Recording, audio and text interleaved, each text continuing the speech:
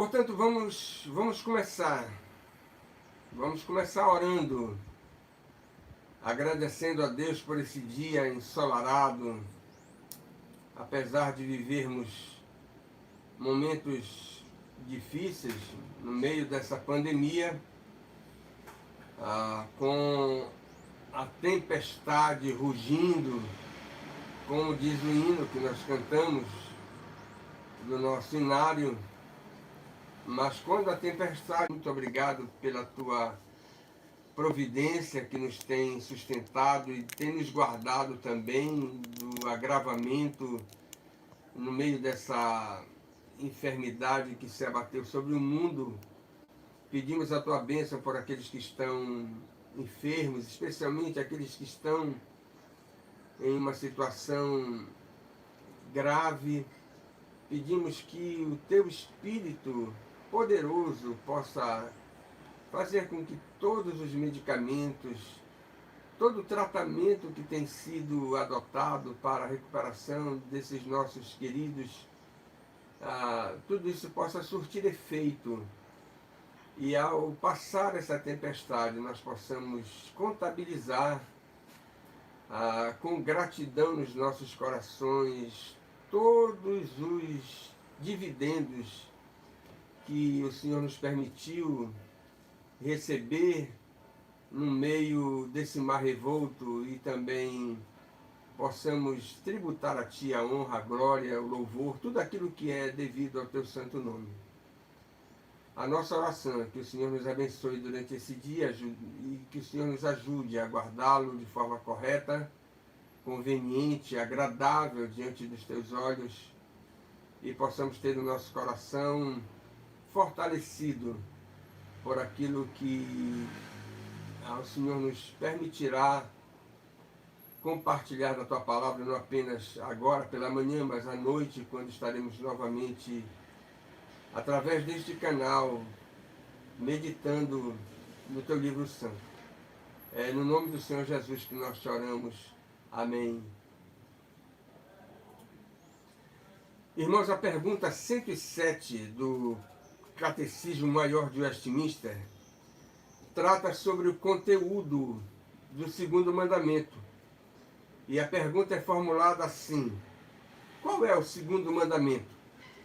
Você tem uma resposta extensa no catecismo, mas ela não é maior nem menor do que aquilo que você tem no livro de Êxodo, no capítulo 5, do verso 4 ao verso 6, portanto são 3 versículos, e você tem também Deuteronômio, capítulo 5, do verso 8 ao verso 10, também 3 versículos tratando do segundo mandamento. E a resposta do Catecismo Maior nada mais é do que a reprodução desses dois textos. E a resposta é a seguinte: não farás para ti imagem de escultura, nem figura alguma de tudo o que há em cima no céu e do que há embaixo na terra, nem de coisas que haja debaixo da terra. Não as adorarás, nem lhe darás culto, porque eu sou o Senhor teu Deus, o Deus forte e zeloso, que vinga a iniquidade dos pais nos filhos até a 3ª e 4ª geração daqueles que me aborrecem, e que usa de misericórdia até 1000 gerações com aqueles que me amam e que guardam os meus preceitos. Essa é a resposta da pergunta no catecismo. E eu queria fazer algumas observações iniciais, que na verdade nós podemos dizer que são questões estruturais relacionadas com aquilo que nós temos no texto sagrado. A primeira observação é que não há qualquer diferença entre o texto de Êxodo e o texto de Deuteronômio, na sua repetição, conforme você tem na história bíblica. Quase 40 anos depois, Moisés repete o decálogo nas suas pregações, quando estava nas campinas de Moabe e o povo de Israel prestes a entrar na terra prometida. No entanto, surge uma questão: como é que um mandamento dessa natureza, bastante extenso, como é que tudo isso foi escrito naquelas tábuas de pedra? E a resposta é a seguinte: originalmente, o mandamento, como parte das 10 palavras, é somente a proibição inicial do primeiro verso, que você tem em Êxodo capítulo 20, verso 4, e Deuteronômio capítulo 5, verso 8. Não farás para ti imagem de escultura. Esse é o mandamento que figura nas tábuas, né, que foram dadas a Moisés. O restante deve ser considerado como um comentário inspirado da parte de Moisés por ocasião do seu compartilhar com o próprio povo de Deus e por ocasião da composição do Pentateuco.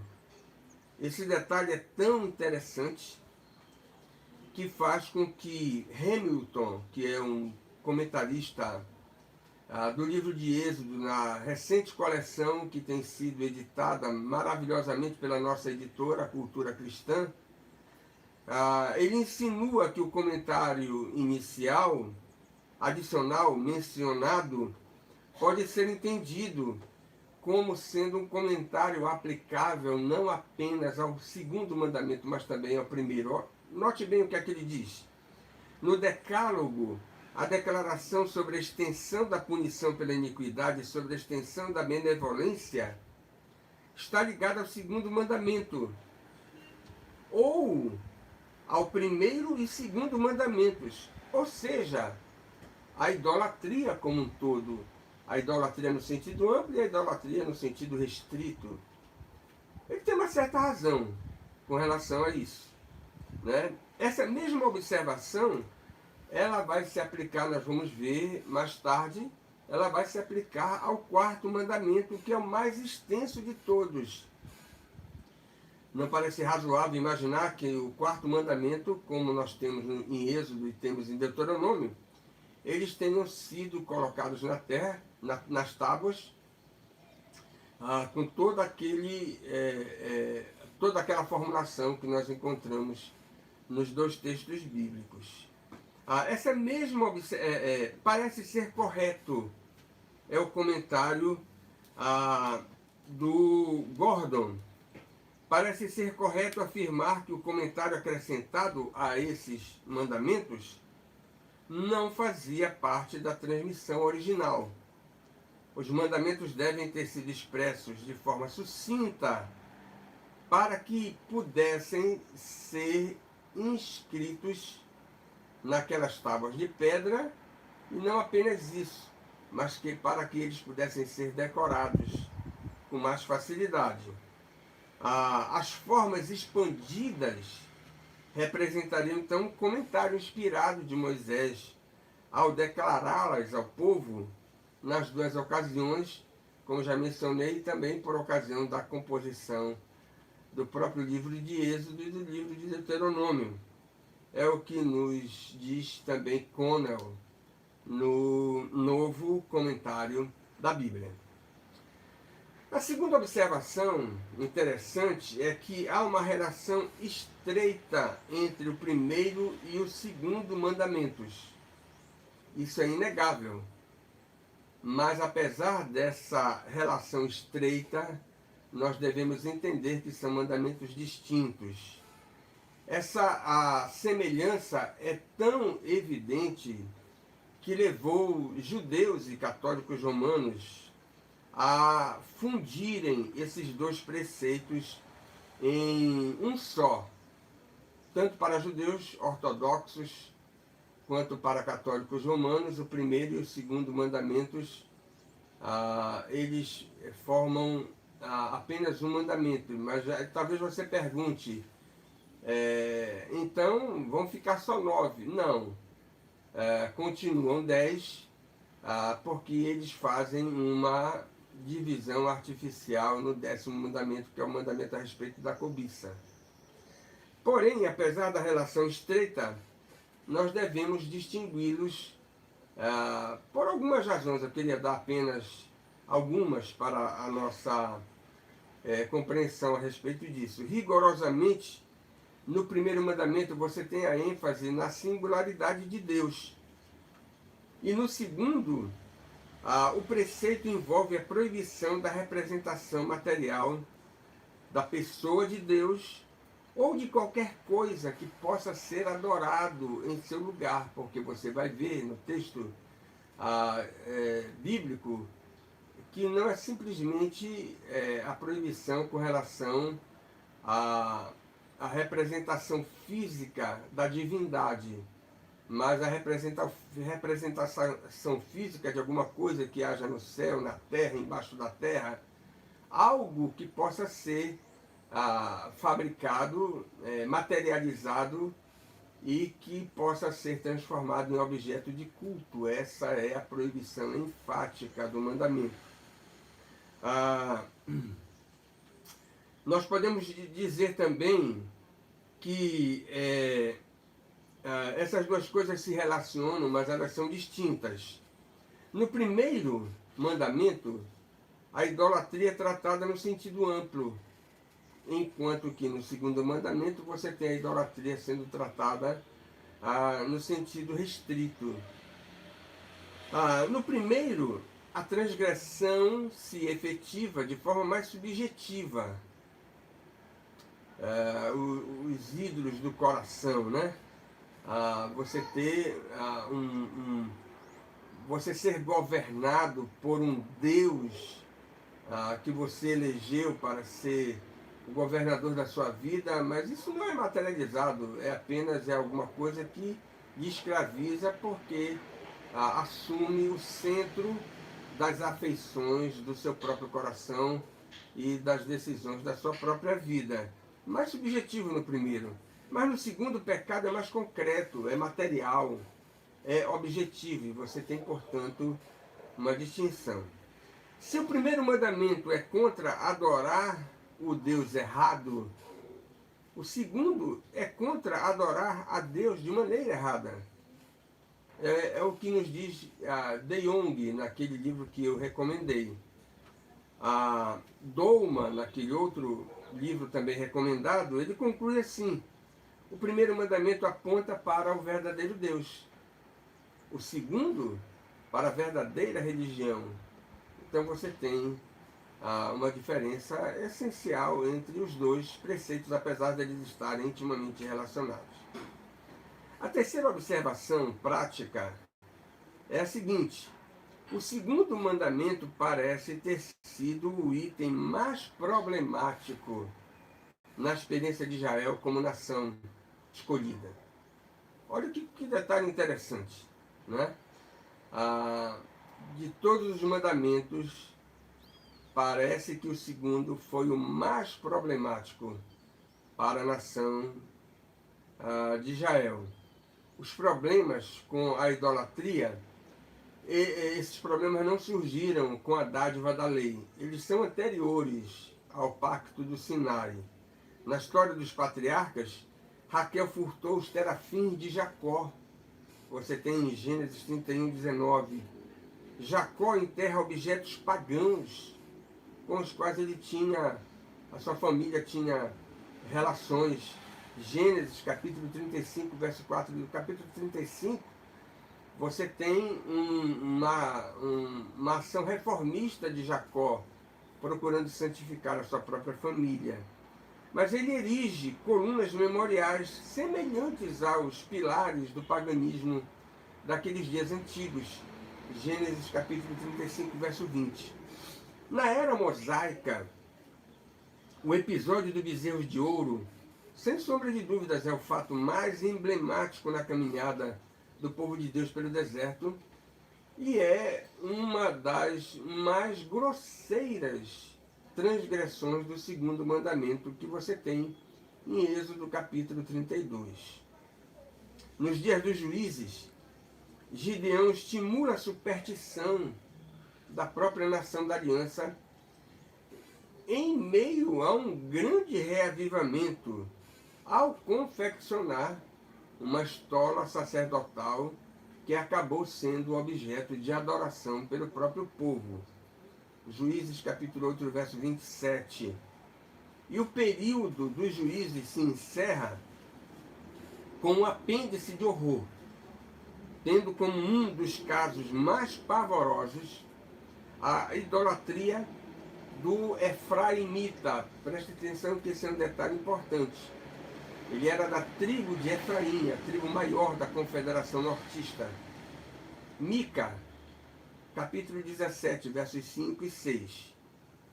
Já no período da monarquia, Jeroboão constrói 2 bezerros nas terras do norte para concorrer com o culto centralizado em Jerusalém. Você bem sabe, ele colocou um bezerro em Dan e outro em Betel, para que as 10 tribos pudessem se dirigir a esses santuários rivais de Jerusalém, para que os israelitas do norte, ao terem contato com os israelitas do sul, da tribo de Judá, não viessem a ser seduzidos espiritualmente, não é? Pela devoção defendida pela casa de Davi, e assim, de maneira política, pudessem se associar também ao Reino do Sul. Então essa foi uma medida religiosa que Jeroboão tomou, mas cuja finalidade última era política, né? Mas você tem a idolatria sendo associada. Obviamente, olha lá, é que eu quero chamar a atenção. Há uma conexão estreita entre aquele episódio que eu mencionei na época dos juízes, com a idolatria de Mica, o Efraimita, com o pecado de Jeroboão, o primeiro rei da Confederação Nortista, cuja liderança era exercida pela tribo mais numerosa entre as 12 tribos, que era a tribo de Efraim, a líder dessa Confederação Nortista. O fato que 100 anos depois Jeroboão achou um lugar para a sua adoração do bezerro em Dan e Betel, diz Douma, está longe de ser um acidente. Não foi um acidente, as sementes já estavam plantadas desde a época de Mica. Muito tempo depois, olha lá como a história interessante nos ajuda a tirar preciosas lições. Muito tempo depois, o próprio Jeú, que se gabava, né, de ser zeloso para com as leis de Yahvé, né, a religião revelada, foi Jeú quem exterminou os sacerdotes e os adoradores de Baal. Foi Jeú quem executou Jezabel, a principal, a patronesse, né, desse culto terrível que se instalou a partir de Onri, nas terras do norte. Apesar de todo o seu zelo, e era um zelo duvidoso, né, o bispo Riley descreve o falso zelo de Jeú de uma forma brilhante. Ele não exterminou o culto aos bezerros de ouro que foram feitos por Jeroboão. Eles foram conservados. Interessante, ele era zeloso, mas no que diz respeito aos 2 bezerros, ele foi conveniente, né? E o bispo Riley está certo na sua observação que faz a respeito desse rei. Todos os profetas foram contundentes na denúncia dessa perversão do culto que se introduziu na nação da aliança sem a autorização de Yahvé, cujas implicações foram tão desastrosas para a nação da aliança, que fez com que essa idolatria fez com que as tribos do norte fossem levadas para o cativeiro em 722 a.C., na Síria, e depois você tem o Reino do Sul sendo levado para o cativeiro na Babilônia em 586. O cativeiro, sem sombra de dúvidas, foi o remédio mais amargo que Deus aplicou ao seu próprio povo para corrigir, para arrancar pela raiz esse mal que estava perturbando a própria espiritualidade da nação, que certamente contribuía muito para que o próprio estado do povo fosse deplorável, em função do raciocínio simples.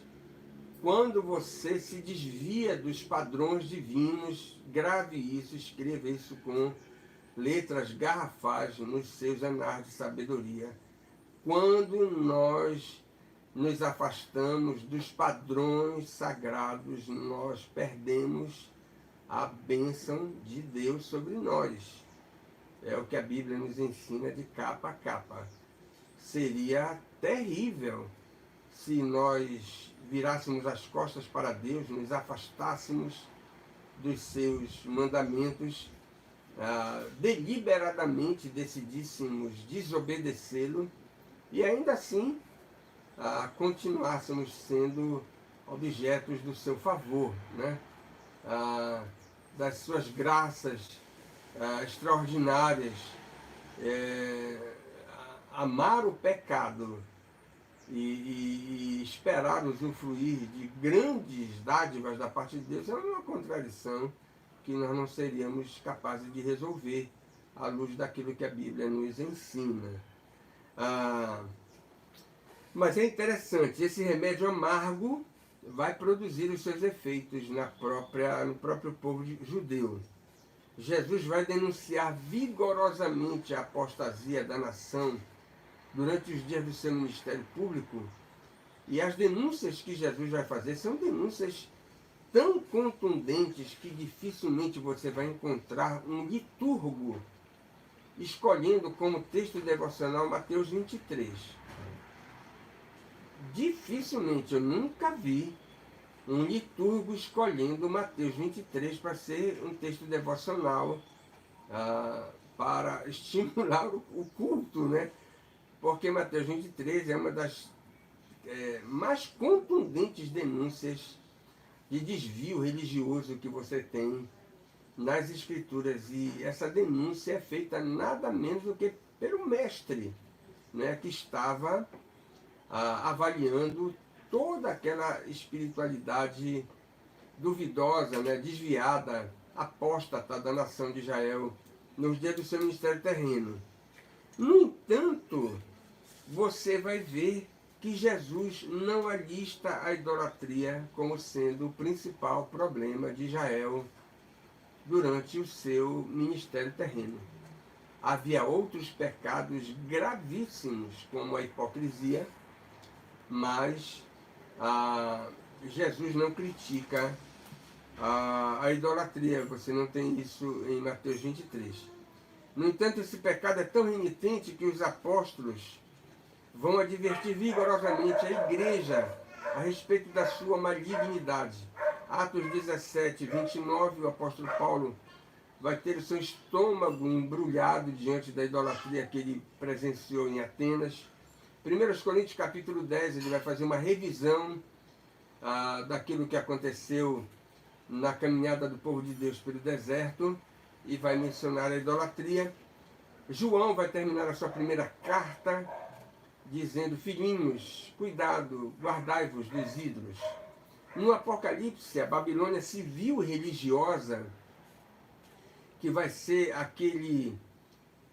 aquela sociedade marcante dos últimos dias, né, que vai ser terrível para a igreja, que vai congregar inclusive os apóstatas da fé cristã, será caracterizada por uma multidão de ídolos. Você tem capítulo 21 de Apocalipse, verso 8. Parece fácil concluir que uma das formas preferidas para desviar os pecadores da salvação é seduzir os homens através de um culto atraente, sensorial, mas destrutivo para a salvação das almas.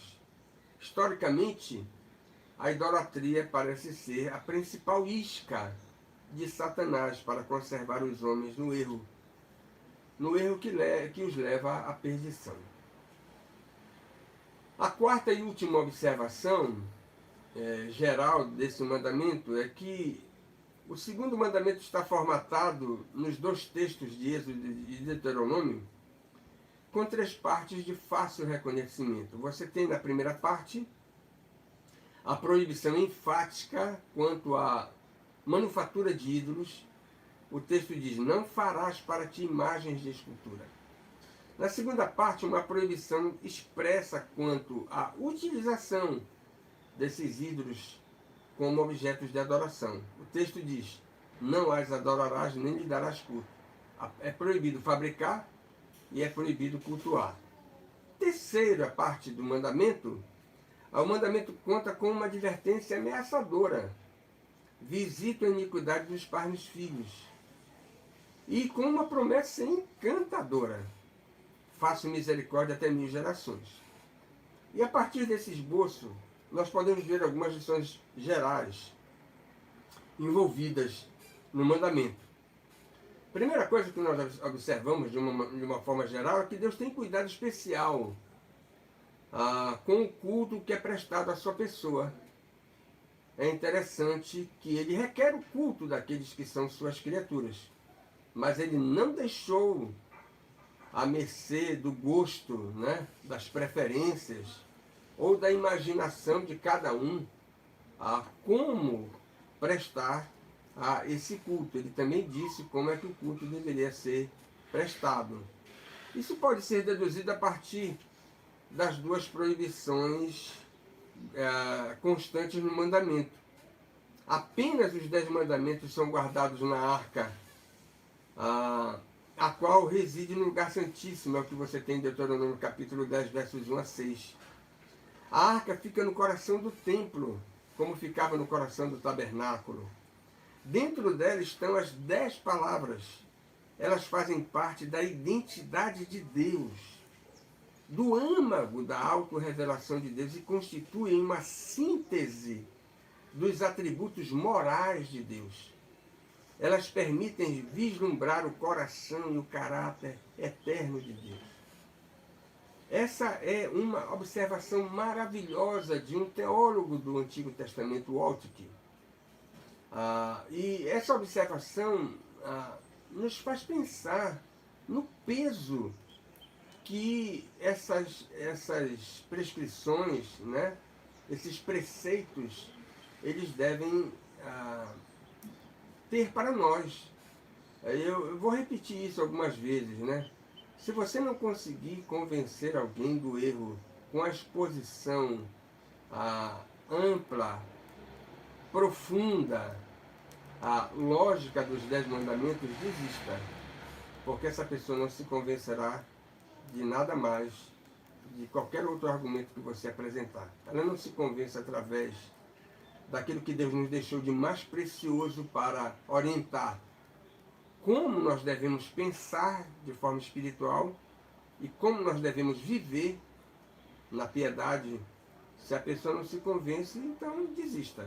Não tem como convencê-la. Essa pessoa está obturada, né, está com a sua consciência cauterizada, está possuída de algum espírito renitente, né, que não lhe permite o orgulho, que não lhe permite ser convencida pelos argumentos e pelas exposições, pelas aplicações daquilo que Deus nos deixou de mais precioso para orientar a nossa fé e a nossa conduta.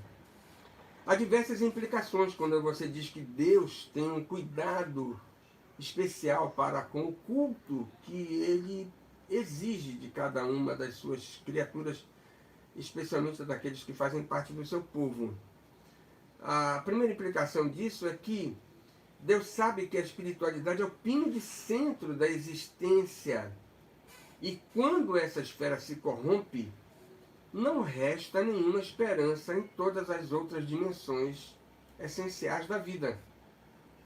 Culto corrompido, pouco ou muito, é fruto de uma degeneração inevitável nas gerações de comunhão com o Deus único e verdadeiro.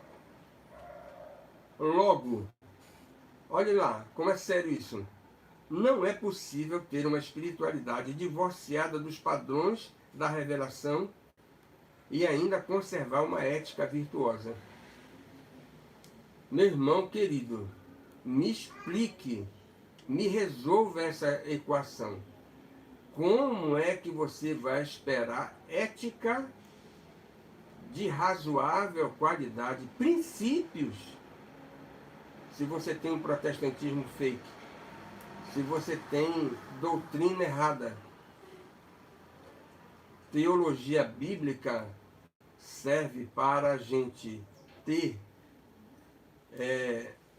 uma compreensão correta da verdade, para que a gente ande de forma correta na piedade. Se você não tem doutrina correta de um lado, como é que você vai ter ética correta do outro lado?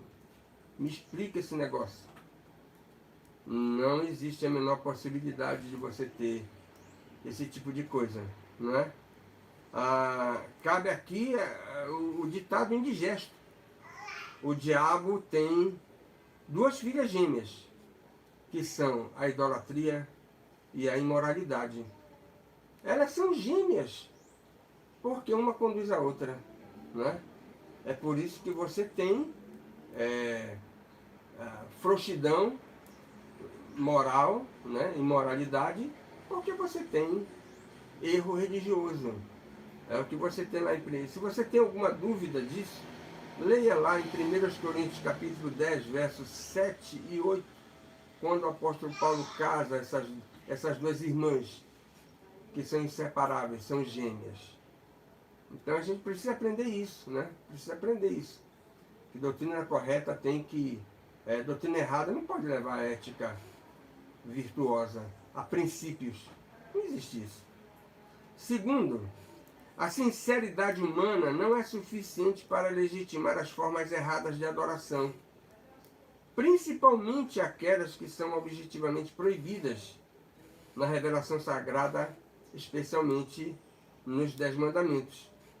Mas um traço marcante da idolatria israelita, excepcionalmente ilustrado nos casos clássicos do bezerro de ouro e dos 2 bezerros feitos de Jeroboão, presta atenção nisso, foi que em ambas as ocasiões históricas, tanto no bezerro de ouro como nos 2 bezerros de Jeroboão, a intenção foi de representar materialmente o Deus da aliança, Yahvé.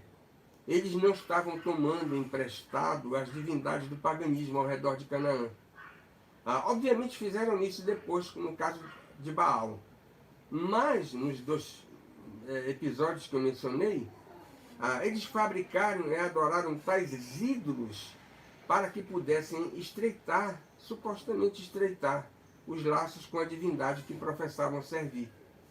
E qual era a divindade que eles professavam servir? Yahvé.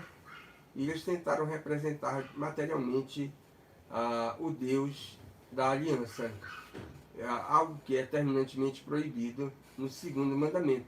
Então você presta atenção nessa questão. Mas com toda a sinceridade que eles pudessem manifestar, com desejo de estreitar os laços de comunhão com Yahvé, representá-lo materialmente não poderia ser justificado? Não. Nem com as melhores intenções do mundo você não faz com que o erro se torne verdade. Mas olha a terceira implicação, mais interessante ainda.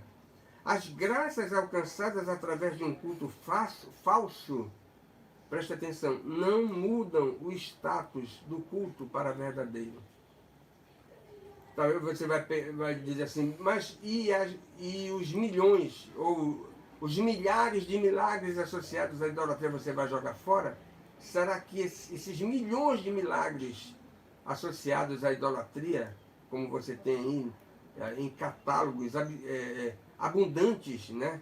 E você tem gente chorando de ter recebido cura, de ter recebido inúmeros milagres.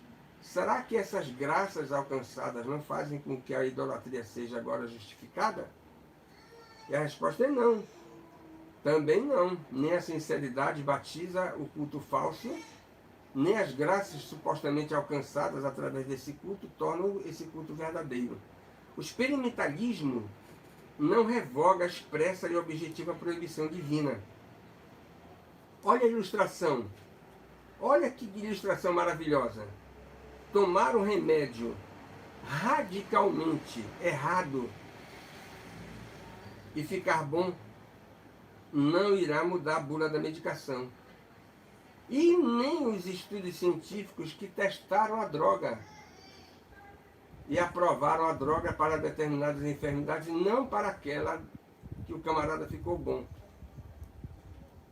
O fato dele ter ficado bom, tomando o remédio errado, não vai mudar a bula do remédio.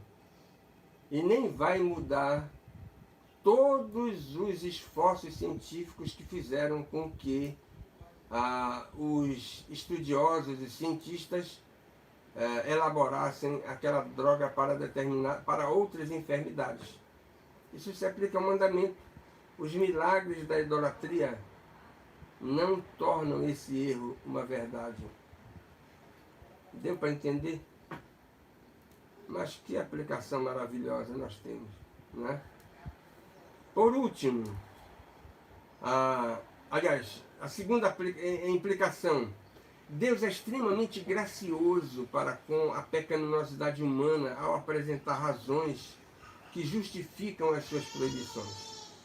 Olhando para o mandamento como um todo, duas coisas nos chamam a atenção. A primeira, há um porquê colocado após as duas proibições enfáticas e antes das razões incentivadoras da obediência. Você tem isso no verso 5. Agora olha que detalhe interessante. Você vai ver no Decálogo que existem 4 mandamentos onde tem um porquê. Por quê? Por quê? Você tem no segundo, não é? Você tem no terceiro, você tem no quarto, você tem no quinto. 4 mandamentos. E é uma observação extremamente comovente. Deve encher o nosso coração de um sentimento sincero de afeição para com aquele que é o nosso Deus. O Criador dos céus e da terra não teria nenhuma obrigação de dar razões para lastrear as suas proibições, como soberano que é. Mas, na sua desconcertante condescendência demonstrada para com seu povo, ele anexa ou permite anexar razões através do seu mensageiro autorizado, Moisés, que foi quem compartilhou esses mandamentos com o próprio povo de Deus, e ao compartilhar essas razões anexas, resolveu introduzi-las no registro inspirado que compôs com a aprovação do Espírito Santo. Que coisa maravilhosa! Poderosos incentivos para o cumprimento da sua lei. Deus não precisa nos dar incentivos, não precisaria. Mas tão infinita é a sua bondade, que Ele nos apresenta razões para nos encaminhar na direção correta. Uma segunda observação é que apenas no segundo mandamento aparece a expressão Deus zeloso em todo o Decálogo, verso 5, para destacar uma face bem característica da natureza de Yahvé. É um adjetivo que tem 2 sentidos. Significa que Yahvé é excepcionalmente sensível às necessidades do seu povo, de Israel. Ele tem verdadeira empatia para com seus filhos, observa Von Horn ao comentar o breve catecismo. No entanto, também aponta para aquele ciúme justo e santo que ele sente quando as afeições de fidelidade do seu povo se mostram comprometidas. A sua simpatia deve ser profundamente desejada, não é? E é por isso que devemos buscar a obediência. Enquanto que o seu ciúme, justo e santo, deve ser rigorosamente temido. Yahvé é um Deus que tem sentimentos, e como observa Eugene Merrill, na sua teologia do Antigo Testamento, quando fala desse adjetivo zeloso, ele diz, é um termo hebraico que descreve os sentimentos ou as emoções do Senhor, o Deus único e verdadeiro, o Deus da aliança. E isso ele demonstra para com aqueles que são seus servos. Por último, a última implicação, Deus é tão rigoroso com a prática da santidade que as suas retribuições, boas ou más, podem ser replicadas através de várias gerações. Eu não vou entrar aqui no significado, vamos tratar isso depois, essencial das duas razões anexas ao mandamento, mas de forma geral, nós observamos que o Deus verdadeiro, preste atenção nisso, é maravilhoso, não é uma divindade imediatista. É bem verdade que ele se preocupa com o presente, mas não se preocupa exclusivamente com aquilo que está acontecendo no atual momento da vida dos seus servos. Ele é tão cuidadoso com a sua igreja que ele se preocupa com as gerações futuras. A sua visão é infinitamente mais ampla e olha para o futuro com atenção devida por parte de alguém que é onisciente e se preocupa, né, se mostra ativo nessa preocupação com o bem-estar das gerações daqueles que professam o seu nome. Obviamente não se trata aqui de maldição ou de bendição hereditárias, mas como explica o Eugene Merrill, que a influência dos pais tem imenso potencial para o bem ou para o mal dos seus próprios filhos. Da mesma forma que a idolatria gera idolatria, em uma família, a obediência ao Senhor como único Deus de Israel deve gerar fidelidade a Ele. A obediência ao Senhor de geração em geração. Esse fenômeno da transmissão da lealdade ou da deslealdade para com o Senhor não se processa exclusivamente mediante o cumprimento da eleição divina. Porque muita gente crente calvinista tenta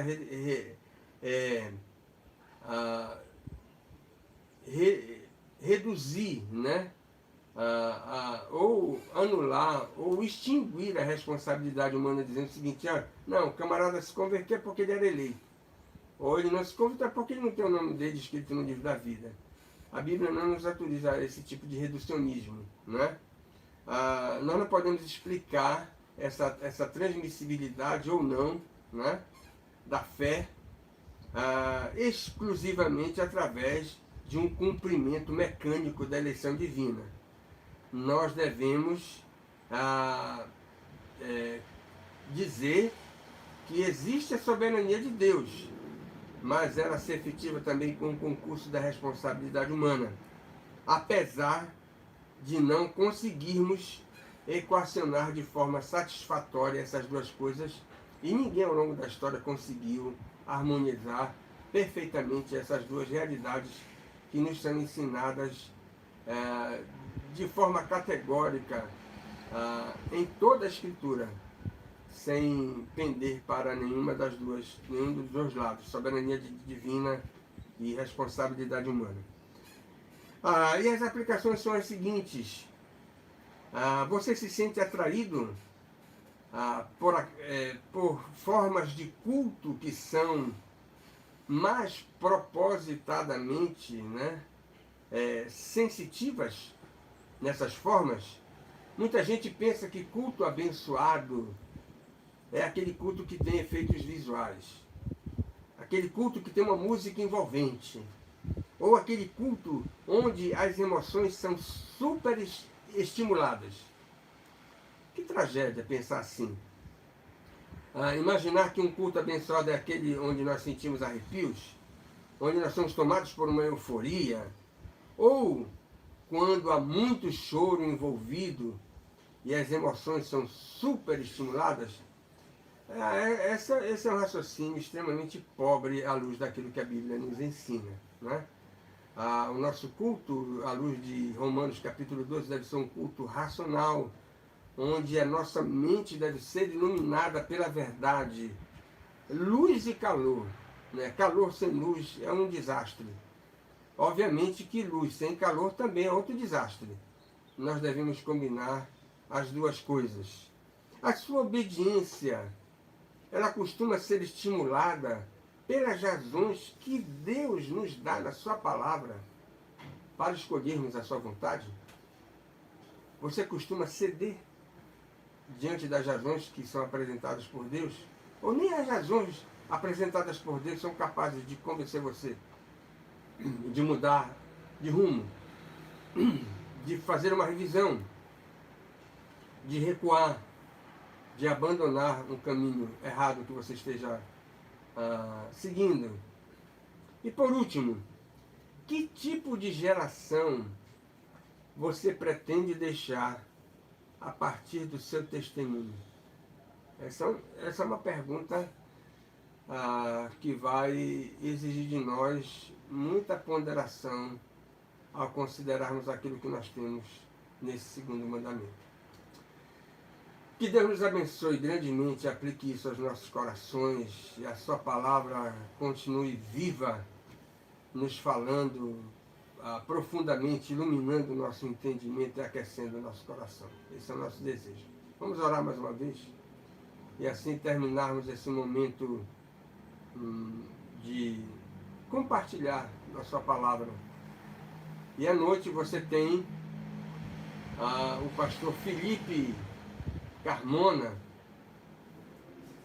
que vai ter a responsabilidade, vai apresentar a sua introdução ao estudo da carta de Paulo aos Efésios. Eu tenho absoluta certeza que você vai ser muito edificado. Então, prepare a sua família, prepare seu coração também para começar a estudar a epístola de Paulo aos Efésios, a carta da nova sociedade de Deus, que é a igreja. Vamos orar. Senhor nosso Deus, nós queremos te agradecer pela tua palavra. Muito obrigado pela bênção de tê-la, pela oportunidade maravilhosa que o Senhor nos concede de estudá-la, não de forma superficial, estreita, mas o Senhor nos permite estudar a sua palavra de uma forma mais consistente, assim como os nossos amados irmãos do passado fizeram, os reformadores, os puritanos e todos aqueles que foram notáveis pregadores da tua palavra, sempre se mostraram diligentes em considerar todas as implicações daquilo que a tua palavra tem para nos ensinar. Ajuda-nos a fazer assim e anima-nos a cada dia para que não tenhamos fastio de estudar a tua palavra como ela merece ser estudada, para que o teu nome seja glorificado.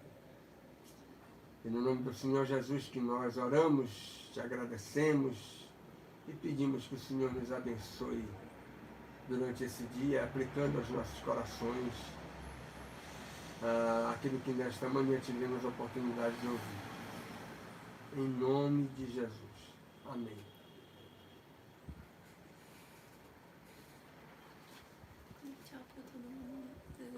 Um grande abraço e que você tenha um big almoço na sua casa com os seus familiares, se possível, uma boa comida com caldo, né?